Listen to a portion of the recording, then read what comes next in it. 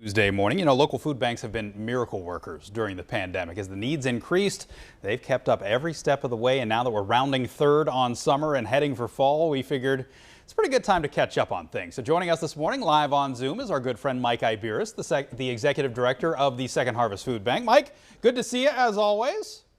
Morning, Steve. Glad to be here. So tell us about how things have been going now. I mean, we've made it through the bulk of the summer. How did summer go for you guys in terms of food distribution?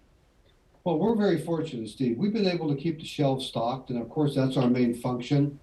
And even though there's been a supply chain disruption nationally, and we've been affected by that.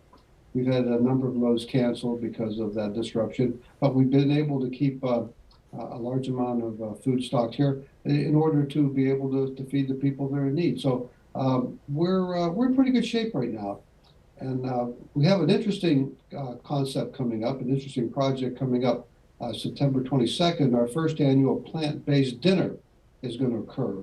And we've been hearing nationally a lot of things about the concept of food as medicine. A lot of physicians will prescribe food and diet changes for people that have illnesses with the hopes, of course, that will change. And two of our longtime supporters, Dr. Kathy Paget, a well-known and well-respected physician in the area, and Esther Bouchot from the Cafaro Corporation, an official there, have come together to make this dinner a reality. And we're very interested in this because I think on a national basis, Feeding America is doing more with the concept of food as medicine, that diet changes and what you eat has a lot to do with your health. So we're really excited about this. It'll be September 22nd at the Eastwood Event Center, and we're looking forward to having this first annual event. Are there tickets available for that? Can people who are watching who may be interested be able to go? Well, we have started putting out some information. Anybody after this interview this morning, anybody that would like to participate, please call the food bank. I think that's the easiest thing. We'll be putting it on our website, and we'll be getting it out. But we've just started kind of getting the information out. But just please call the food bank, and that's the quickest way to get some response, and we'll get something out to you. I thought it was really interesting, kind of what the concept that you mentioned about this, the food is medicine concept. Have the items that you guys are purchasing for the food bank to give to others, has it changed over the years with that in mind, the focus on healthy foods, the nutrients that people need? Well, I think it has. I think that a lot of the food we get donated through the USDA, through the government programs, I think they're looking closer at nutrition. They're looking closer at what's going to help people with illnesses. Last year, we distributed 15.5 million pounds of food in the 3-county area, and almost a third of that was fruits and vegetables.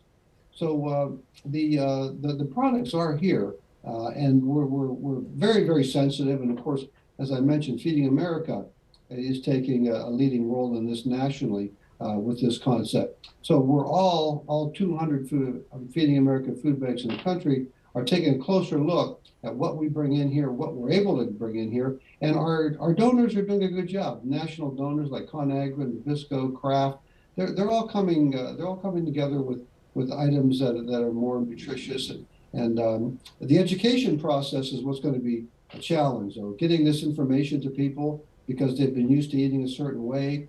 So the education is going to be key as we go forward. And something like this plant-based dinner, people are going to come. It's a fundraiser for the food bank. Know that. So the tickets will come to the food bank and to assist our mission. But there's also going to be a lot of information that night.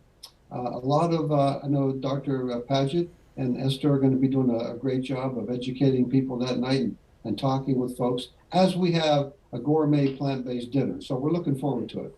Looking forward to that. And then you have another one coming up October 3rd, too, Taste of the Valley, which is my personal favorite, as always. And we'll talk more about that as we get closer to that date. But Mike, thank you, as always, for joining us. Great stuff this morning. Take care. We'll see you soon, all right?